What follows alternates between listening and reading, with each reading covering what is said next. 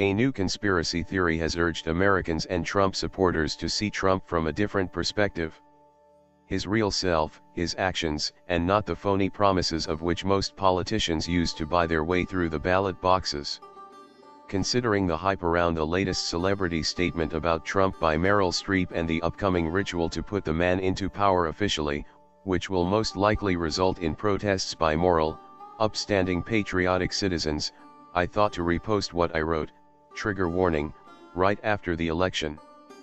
Here's the thing: from a basic Jungian perspective, Trump is your shadow, America, a reflection of your unconscious, especially concerning people who identify themselves as leftist, liberals, and progressives, their own shadow which they never deeply acknowledged, and hence project outwardly at the other side in their holier-than-thou political correct attitude, overestimating themselves and dreaming to be awake. The self-inflation, narcissism, greed, the bigger is more, the quantity over quality, the entitlement, the hypocrisy, the drive for recognition and fame, the best in the world, the bully, the money can buy everything, the racism and sexism, etc., or anything else you despise in the man, it's all you, buried in your unconscious. It's also the shadow side of the American dream and obviously reflected in America's imperialism. It's about you. Anyone who identifies him/herself as liberal, progressive, leftist, and projects disgust, hate, or anger onto this man, really anyone who is triggered/irritated by Trump beyond political identifications, or reacts with fear, sadness, worry, you are looking at your own shadow, and it won't go away if you keep up with these reactive projections and look for external solutions or a different leader to follow or project your hope onto while still believing in the religion of government, which feeds off of the polarization and perpetuates separation consciousness, based on illusory tribal/national identification and adherence to/worship external authority constructs. Moreover, nothing will change but will in fact reinforce the schism as long as you keep identifying with any side because it defines the other side. One cannot have the one without the other as long as you feed and play into this game of fabricated false duality, which is exactly how empire controls you all, entirely based on illusory socially/cultural conditioned identifications and beliefs which you are so attached to and define yourself by. It's the basis for population control and social engineering, reinforcing the Stockholm Syndrome and invisible slavery/prison out of your own free will. But here's the real shocker. Trump is actually your teacher, for he creates more friction and shadow triggers, hence more potential to wake people up from an esoteric alchemical perspective. Clinton would have been the sleeping pill for most people, even though she's the more dangerous psychopath, hidden behind the mask of a woman, but only if people take back their projections and engage in some serious and sincere soul-searching, cutting through their programmed socially/cultural conditioned identifications to ignite the alchemical fire within. Any negative reactive emotion you have towards the man, including his silly tweets, or his supporters, is a sign of giving away your power and life energy, literally.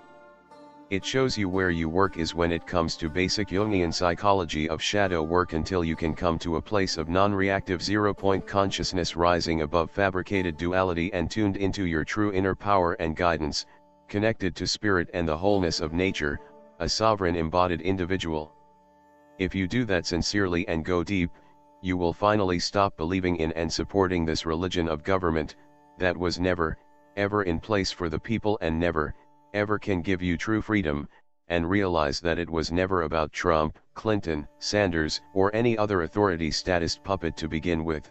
Stop this silly idea of voting for change and fragmented mechanical/programmed search for external solutions and leaders, worship of authority, and then really question everything you believe in and have been told/taught, and most of all drop and let go of your identification, which just feeds the polarization. This the path towards a true shift and evolution of consciousness. Anything else is just going in circles, rearranging the furniture and tapestry of your prison cell, you are not aware of, instead of breaking out of it. And that is not a comfortable, internal, process at all, for it entails utter disillusionment and taking full responsibility without blame and externalizing. Nobody can do it for you and nobody is going to save you. It takes tremendous humility and sincere self-honesty facing the lies within, which make up your conditioned personality, which is not who you truly are but mistake for your real self.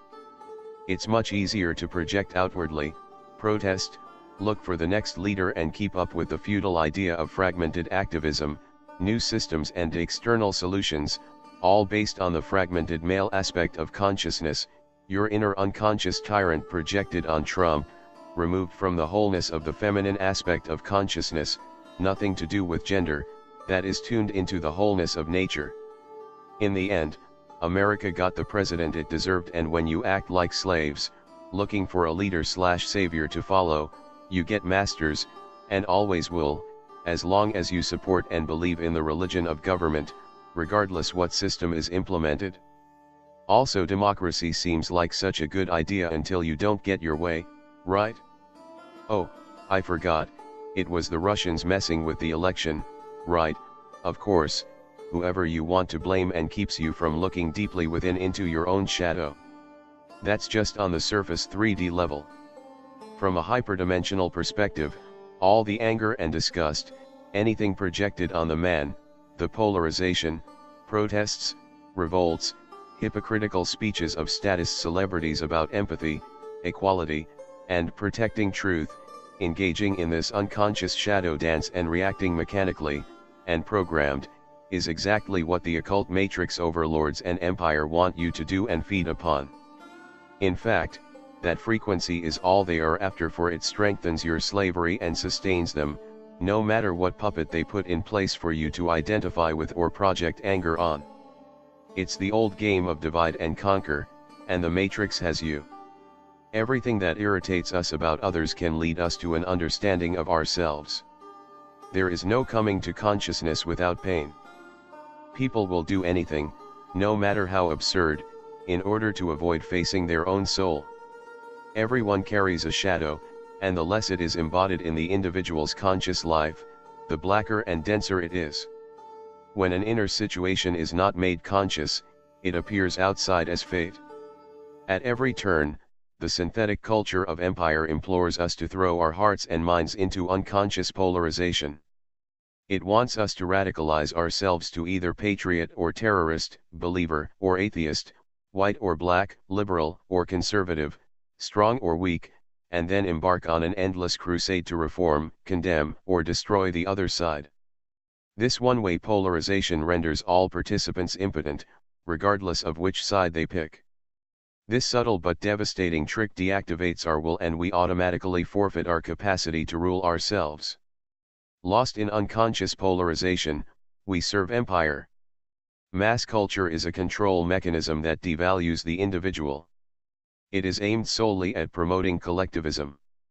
It seeks to enforce the dependence of the individual human on a collective group and the priority of group ideologies over individual life paths. It is, at the base level, the very heart of socialism, communism, fascism, and totalitarianism. It employs nationalistic impulses to set up polarities of antagonism that exclusively benefits a set of ruling elites. At the top level, the elites fully comprehend that there are no distinct nations, ideologies, or cultural imperatives to speak of. To them, there is only power and no power. Look at what happened in 1914, or for that matter at all that is and has been happening in human history. The eye of the yogin sees not only the outward events and persons and causes, but the enormous forces which precipitate them into action. If the men who fought were instruments in the hands of rulers and financiers, these in turn were mere puppets in the clutch of those hidden hyperdimensional forces. When one is habituated to see the things behind, one is no longer prone to be touched by the outward aspects or to expect any remedy from political, institutional, or social changes.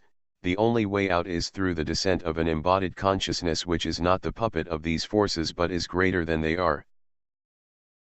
Thanks for watching. Like and share, and don't forget to leave your comments.